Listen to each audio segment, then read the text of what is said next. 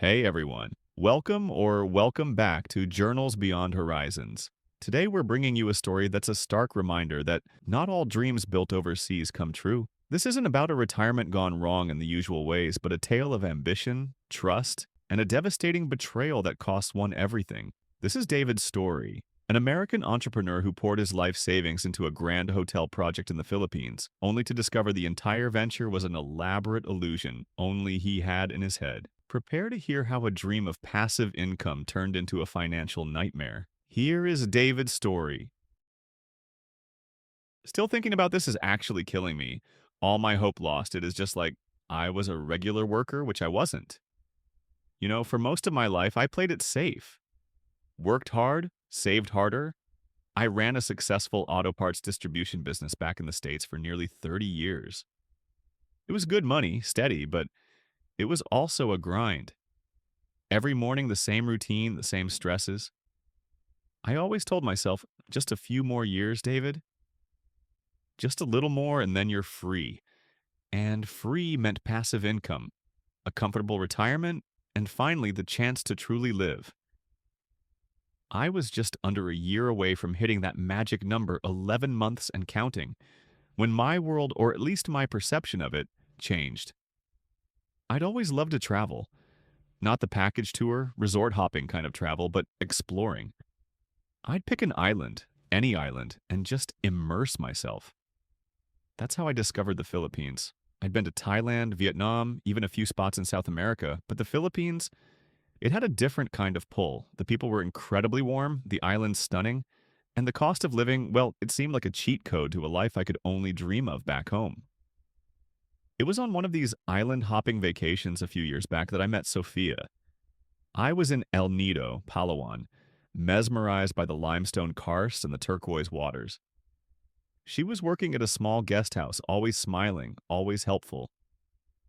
We started chatting, and one thing led to another. She was vibrant, intelligent, and had this infectious optimism that was just captivating. She was in her early 30s, much younger than my late 50s, but it never felt like an issue.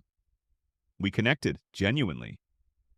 We'd spend my vacation days exploring hidden lagoons, sharing meals at local eateries, talking for hours about our lives, our dreams. I wasn't looking for a serious relationship, not really, but with Sophia, it just felt right. She was different. After that first trip, we kept in touch. Daily messages, video calls. I'd visit every few months, spending a week or two exploring a new island with her. Boracay, Siargao, even some of the lesser-known spots in Visayas. Each trip reinforced the feeling. This place, these people, this woman. This was where I wanted to be. As retirement loomed closer, the idea of passive income became an obsession. I wasn't just going to live off my pension. I wanted to maintain my lifestyle, maybe even upgrade it. I started brainstorming ideas during my long commutes back in the States. A bar? A restaurant? Something in tourism, definitely. The Philippines was booming. Tourist numbers were climbing. It seemed like a no-brainer. One evening, on a video call with Sophia, I floated the idea. "I'm thinking of investing in something over there, Soph," I said. "Something to keep the money coming in when I retire. Maybe a bar or a small hotel." Her eyes lit up. "Oh, a hotel, David. That's much better. More money, more stable." She was so enthusiastic, so supportive. "My brother, Javier, he's an engineer, a contractor. He builds things. He can help you." Javier. That name at the time sounded like a solution. He was in his late 30s, Sophia said. Very experienced, very honest. He'd worked on big projects in Manila, even overseas. He was the perfect man for the job, she assured me. He knew the local ropes, understood the permits, the construction. He could handle everything, and I, eager to delegate, eager to trust, swallowed it hook, line, and sinker. The idea of a boutique hotel, nestled somewhere beautiful, bringing in a steady income while I enjoyed my retirement, it was intoxicating. It felt like the final piece of the puzzle. Sophia and Javier started sending me photos of potential land plots.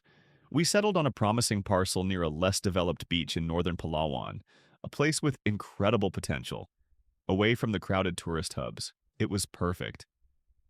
The next few months were a whirlwind of remote preparations.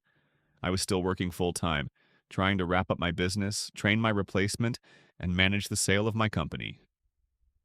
So I relied heavily on Sofia and Javier. They assured me they were handling all the initial groundwork, the necessary legal steps for a foreigner to invest in a business. This is where the details get hazy, where my trust became my blind spot. I knew vaguely that foreigners couldn't own land outright in the Philippines, but Javier, with his confident engineer's demeanor, explained the setup. "We will form a Philippine corporation, David," he'd said on a video call, pointing to diagrams. "You will own 40% of the shares, the maximum for a foreigner. My family, we will hold the other 60% as local partners. This is how it is done legally. And the land, it will be under the corporation's name, or if not, under my name for the corporation, but with all the proper agreements." He sent me documents, official-looking papers with seals and signatures, articles of incorporation, SEC, Securities and Exchange Commission, registration forms, DTI, Department of Trade and Industry, business name registration. It all looked legitimate. I sent money for legal fees, for registration, for initial land acquisition. Thousands of dollars wired directly to Javier's account, or to what he claimed was the corporation's account. He then started sending me photos and videos, not just of the land, but of what appeared to be the initial stages of construction. Foundation work, rebar being laid, workers in hard hats. Sophia would be in some of the photos, smiling, pointing to a concrete slab. Javier would be there too in a hard hat, gesturing confidently at a half-built wall. They looked busy, professional, dedicated. I had no reason to doubt them. Why would I? They were family. My future family. I was so busy, so consumed with wrapping up my life in the States, that I barely had time to scrutinize the details. The photos looked right. The videos showed progress. I was getting regular updates, weekly reports on expenditures and milestones. Every time I wired another chunk of my savings, I pictured that hotel rising from the ground, a tangible symbol of my new life. My smart investment. I was getting played, of course, but played like a fiddle, but I never knew, not then. I was too excited, too trusting, too eager for that dream to become real. The illusion was perfect, and I was its most willing participant. The final countdown to retirement began. 11 months turned into 6, then 3, then just a few weeks. My life in the States was systematically dismantled.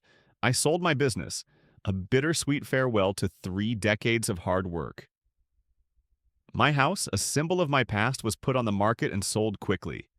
My car, an older sedan that would likely develop faults if left sitting, was sold for a decent price.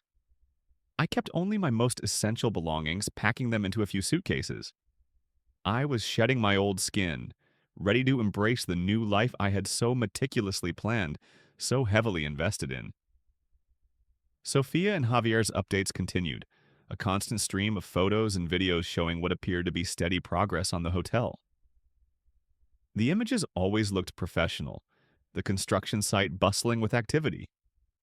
Sophia would send selfies from the site, her hard hat askew, a wide smile on her face, making it feel personal, real. Javier would send drone footage, showing the supposed layout, the rising walls. I'd zoom in, looking for details, and everything seemed to check out. They even sent what looked like official inspection reports, building permits, and receipts for materials. I was sending in thousands of dollars, tens of thousands every few weeks for what I believed was concrete progress. My retirement fund was being systematically siphoned, but I saw it as a necessary investment, the foundation of my future passive income. I had planned a surprise. I wanted to arrive in Palawan unannounced, to see Sophia's face light up when I walked onto the construction site, to witness the near completion of our shared dream with my own eyes. It would be the perfect culmination of my journey, the ultimate proof that I had made the right choice. I booked my flight, packed my bags, and said my final goodbyes to the few remaining friends and family who thought I was embarking on a grand adventure. They wished me well, oblivious to the terrifying reality I was about to walk into. The flight was long, but I was buzzing with anticipation. I imagined the warm air, the smell of the ocean, Sophia's embrace, and the sight of my thriving hotel. I had stepped down from my auto parts distribution business and was now fully committed. My pension, or rather should I say my investments, was my only remaining stable income, a lifeline I had thankfully not touched for the hotel project. And I hadn't sold my house in the States. I had rented it out, a last-minute decision that, by God's grace, would prove to be my saving grace. I landed in Puerto Princesa, Palawan, the main airport, feeling a surge of exhilaration. I bypassed the usual tourist transport, opting for a private van directly to the remote area where our hotel was supposedly located. The journey was long, bumping along unpaved roads, through dense jungle and past small scattered villages. My excitement grew with every mile. I pictured the grand reveal, the look on Sophia's face. As the van finally pulled into what should have been the approach to the hotel site, my heart began to pound, but not with excitement, with a cold, creeping dread. The road narrowed, becoming a mere dirt track. The jungle pressed in on both sides. There were no signs, no construction vehicles, no sounds of hammers or drills, just the chirping of insects and the rustle of leaves. "Are you sure this is it?" I asked the driver, my voice suddenly hoarse. He looked at his map, then at the empty, overgrown land around us. "Yes, sir. This is the coordinates you gave me. This is where the road ends." I got out of the van, my legs feeling like lead. I walked forward, pushing through tall grass and thorny bushes, my eyes scanning desperately for any sign of a building, a foundation, anything. There was nothing. Just empty land. Overgrown, untouched. As if no one had ever set foot here, let alone started building a multi-million-dollar hotel. My breath caught in my throat. The photos, the videos, the reports, they were all lies. All of it. A cold, nauseating wave of realization washed over me. I had been played. Systematically, meticulously, utterly played. My dream, my future, my life savings, gone. I pulled out my phone, my fingers trembling as I dialed Sophia's number. It rang once, twice, then went straight to voicemail. I tried Javier, same result.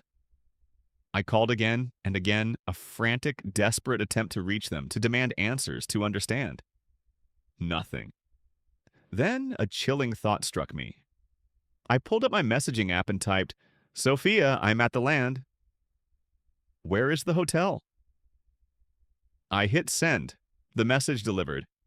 I waited, my eyes glued to the screen. Minutes crawled by. Then the dreaded red receipt appeared. She had seen it. Another minute passed, no reply. My heart pounded against my ribs, a frantic drumbeat of despair. I typed again, "Sophia, please." "What is going on? Where's the hotel?" "I'm here." No reply. And then the ultimate confirmation of my nightmare. Her profile picture vanished. Her status changed. I tried to call again. "The number you have dialed is no longer in service." Blocked. Everywhere. Her brother, too. My calls to him went straight to a disconnected message.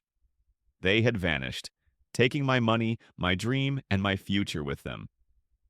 I stood there in the middle of that empty, overgrown land, the humid air suddenly heavy, suffocating.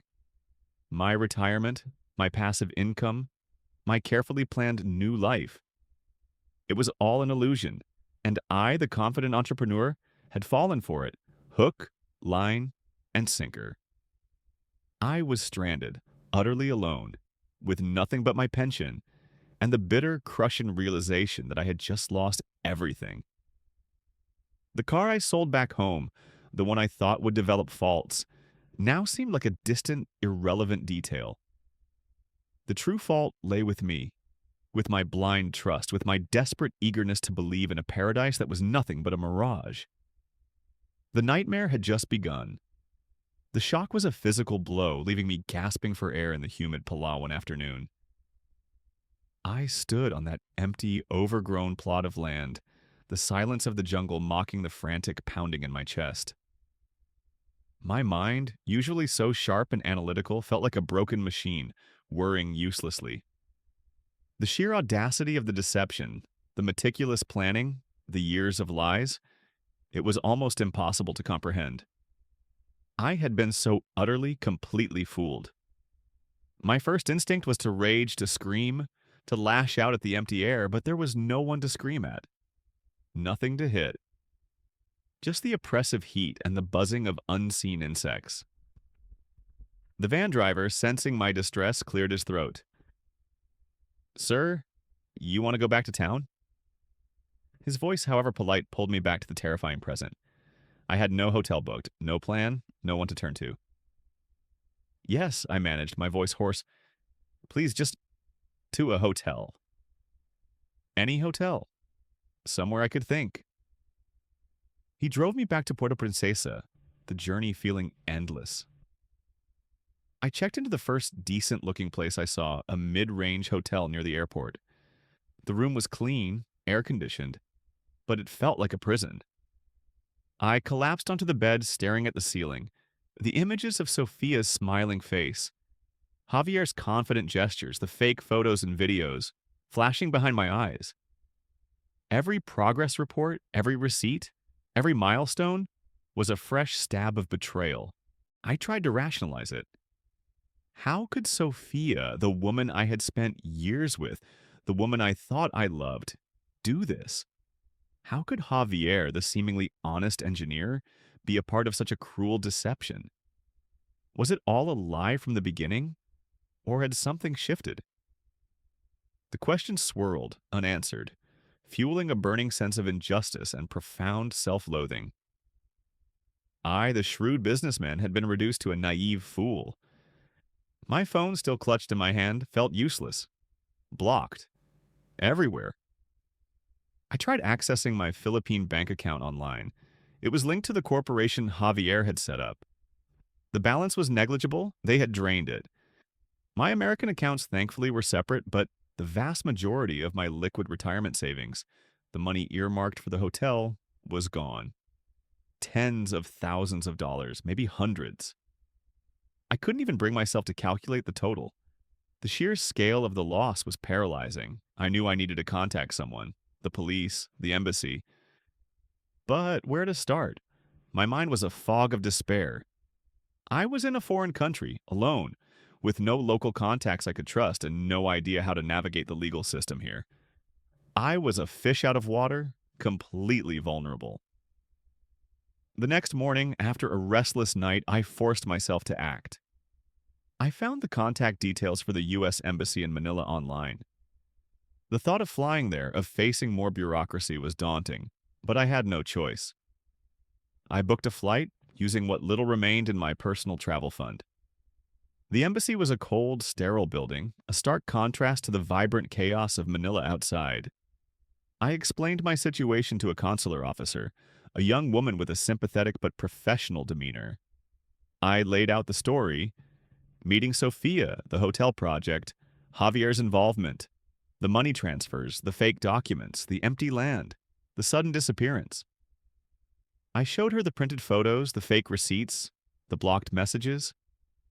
She listened patiently, taking notes. When I finished, she sighed, a weary sound. "Mr. David," she said, her voice gentle, "I'm very sorry to hear this. We see cases like this far too often. Foreigners investing in property or businesses with local partners, especially romantic partners. It's incredibly difficult to reclaim funds once they've been transferred, particularly when the assets are legally in the local partner's name or a corporation they control." She explained the legal realities, foreign ownership laws. She reiterated that foreigners cannot own land outright in the Philippines. The corporate structure Javier described was a common workaround, but if the local partners, Sofia and Javier's family, held the majority shares, they effectively controlled the company and its assets. My 40% share was meaningless if they simply drained the funds or dissolved the company. Proof of investment. My wire transfers to Javier's personal account or to a corporate account he controlled were difficult to prove as my investment into my business, rather than gifts or loans. The official documents I had were likely forged or designed to look legitimate without actually providing me with legal recourse. Local enforcement, pursuing a fraud case in the Philippines would be a long, expensive, and incredibly difficult process. The local police might be unwilling to act, especially if Sofia and Javier had local connections. It would require hiring a local lawyer, navigating a complex and often slow legal system, and facing the challenge of proving intent to defraud. Many of these individuals are very adept at exploiting loopholes and disappearing, she warned. She offered to help me file a police report, but cautioned that it might not lead anywhere. Her primary role was to assist me as a U.S. citizen in distress. She could help me contact my family if I wished, and advise on emergency travel documents if my visa was expiring. The reality of my situation hit me with renewed force. I was not just scammed, I was legally powerless.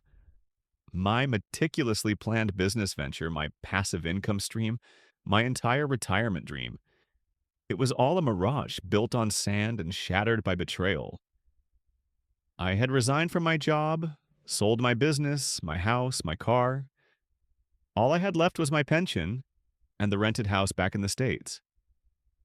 Thank God for that house. It was a small comfort, but a comfort nonetheless.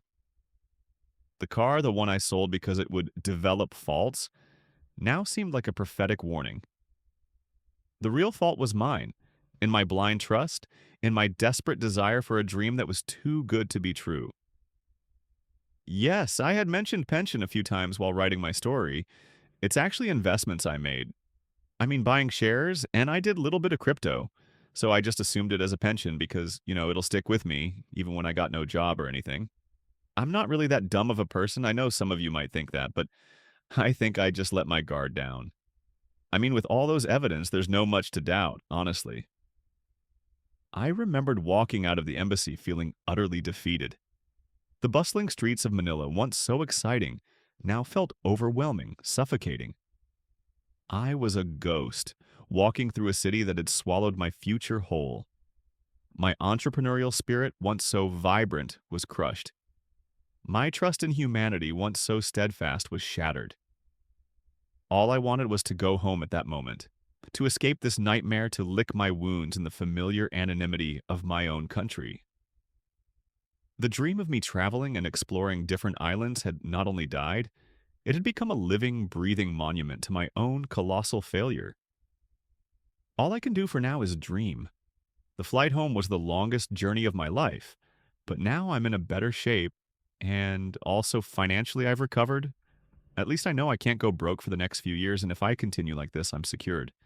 Till today, I still thought of how dumb I was, like the whole signs was there, the restrained laws for foreigners, like not being able to just own a land, and later on I found out that you can't even divorce. It all states that they don't want anyone in their country. Just visit and go, guys. There's no forever in places like that. Well, that's it for me. I want to tell my fellow brothers out there that you should doubt everything. Even when you want to tip at a coffee shop, check it out and confirm everything. Peace out. Don't forget to like, subscribe, and hit the bell icon for more amazing content.